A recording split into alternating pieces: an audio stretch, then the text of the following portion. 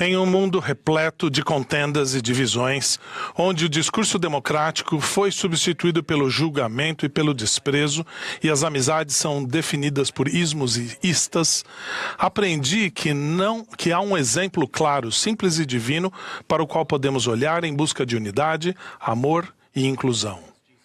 Esse exemplo é Jesus Cristo. Testifico que ele é o grande unificador.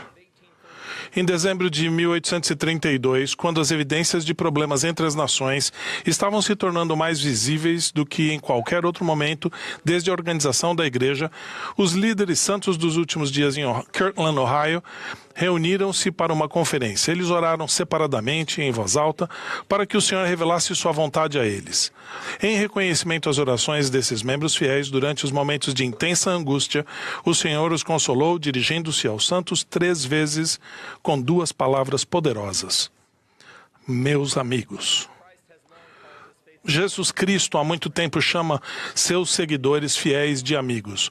14 vezes na Doutrina e Convênios, o Salvador usa o termo amigo para definir um relacionamento sagrado e estimado. Não estou falando de palavra amigo como o mundo a define, sujeito a seguidores ou curtidas nas mídias sociais. Ela não pode ser identificada em uma hashtag ou em um número no Instagram ou no X.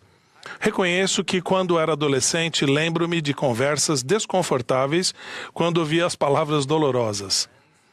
Podemos ser apenas amigos ou vamos só ficar na amizade? Em nenhum lugar dos escritos sagrados o ouvimos dizer: sois apenas meus amigos. Na verdade, ele ensinou: ninguém tem maior amor do que este, de dar alguém a sua vida pelos seus amigos. E sois aqueles que o Pai me deu. Sois meus amigos. O sentimento é claro. O Salvador nos conhece individualmente e cuida de cada um de nós. Esse cuidado não é trivial ou insignificante. Na verdade, é algo sublime, elevado e eterno. Vejo a declaração do Salvador, sois meus amigos, como um alerta para edificarmos relacionamentos mais elevados e santos entre todos os filhos de Deus, para que sejamos um. Fazemos isso quando nos reunimos em busca de oportunidades para nos unirmos e de um senso de inclusão para todos. O Salvador demonstrou isso maravilhosamente em seu chamado quando disse: vem, segue-me. Ele aproveitou os dons e atributos individuais de um grupo diversificado de seguidores para chamar seus apóstolos. Chamou pescadores, zelotes, irmãos conhecidos por suas personalidades tempestuosas e até mesmo um coletor de impostos. A crença que eles tinham no Salvador e o desejo de se enxergarem a ele os uniu. Eles olharam para ele e enxergaram a Deus por seu intermédio, e deixando logo as redes, seguiram-no.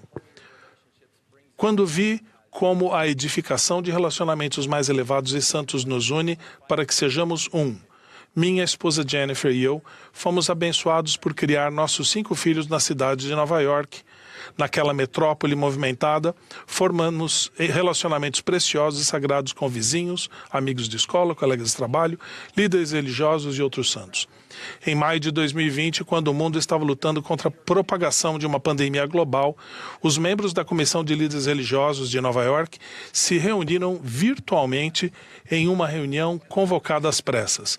Não havia pauta. Não havia nenhum convidado especial. Havia apenas um pedido para nos reunirmos e debatermos os desafios que estávamos enfrentando como líderes religiosos. Os Centros de Controle de Doenças estavam acabando de informar que nossa cidade era o epicentro da pandemia da Covid-19 nos Estados Unidos. Isso significava que não havia mais reuniões, não havia mais confraternizações. Esses líderes religiosos eliminaram a administração pessoal e a unidade com sua congregação e adoração semanal foi um golpe devastador. Os membros de nosso pequeno grupo, que incluía o cardeal, reverendos, rabinos, irmãs, pastores, ministros e um elder, ouviram, consolaram e apoiaram uns aos outros. Em vez de nos concentrarmos em nossas diferenças, vimos o que tínhamos em comum. Falamos de possibilidades e, depois de probabilidades, nos mobilizamos e respondemos a perguntas sobre fé e o futuro. E então oramos. Como oramos? em uma cidade rica em diversidade, completa de complexidade e culturas conflitantes. Vimos nossas diferenças se dissiparem quando nos unimos como amigos, com uma só voz, com um só propósito e uma só oração. Não olhávamos mais para um ao outro, do outro lado da mesa, mas juntos, em direção ao céu. Saímos de cada uma das reuniões seguintes mais unidos e prontos para arregaçar nossa manga e começar a trabalhar. Colaboração resultante e o serviço prestado a milhares de nova-iorquinos me ensinaram que em um mundo que insiste em divisão, distância e desinteresse, há sempre muito mais coisas que nos unem do que coisas que nos dividem.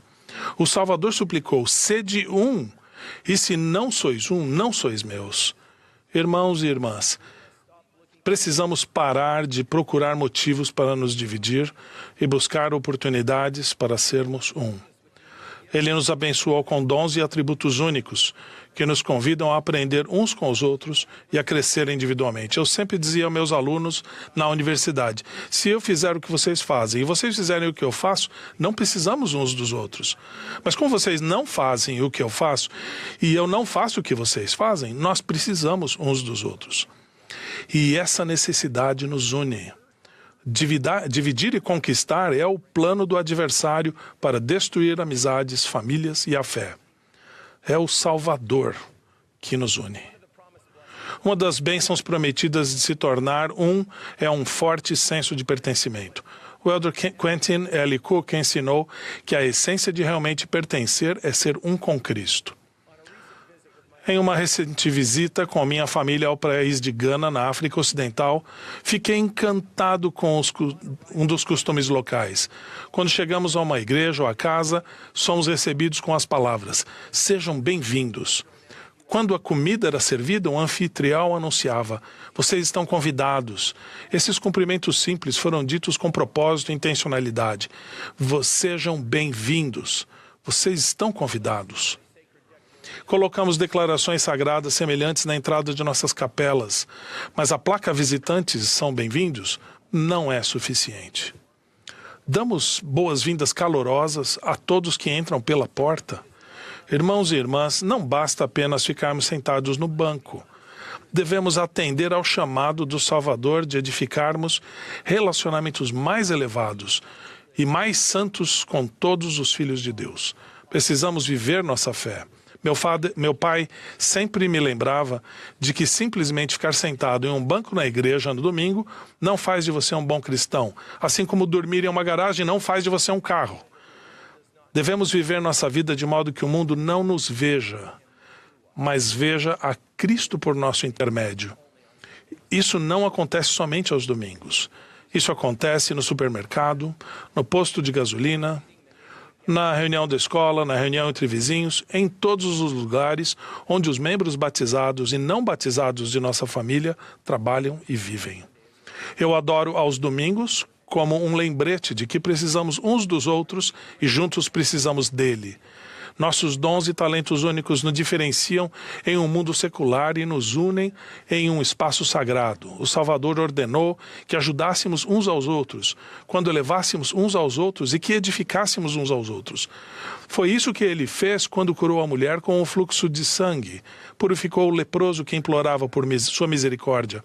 Aconselhou o jovem príncipe que perguntou o que mais poderia fazer, quando amou Nicodemos, que sabia, mas vacilava em sua fé, e quando se sentou à beira do poço com a mulher que não se encaixava nos costumes da época, mas a quem ele declarou sua missão messiânica. Para mim, isso é a igreja. Um lugar de reunião e recuperação, reparação e redirecionamento. Conforme nos ensinou o presidente Nelson, a rede do Evangelho é a maior rede que existe no mundo. Deus convidou todos a se achegarem a ele. Há lugar para todos. Algumas pessoas podem ter passado por experiências que as fazem sentir que não pertencem ao grupo. A mensagem do Salvador para vocês e para mim é a mesma. Vinde a mim, todos os que estáis cansados, oprimidos, e eu vos aliviarei. O Evangelho de Jesus Cristo é o lugar perfeito para nós. Ir à igreja oferece a esperança de dias melhores, a promessa de que vocês não estão sozinhos e uma família que precisa de nós tanto quanto nós precisamos dela. O Elder Christofferson afirma que ser um com o Pai, o Filho e o Espírito Santo é, sem dúvida, o supremo sentimento de inclusão. Para todos os que se afastarem dele e estão buscando uma chance de retornar, ofereço uma verdade e um convite eternos. Vocês têm um lugar aqui. Voltem, já é tempo.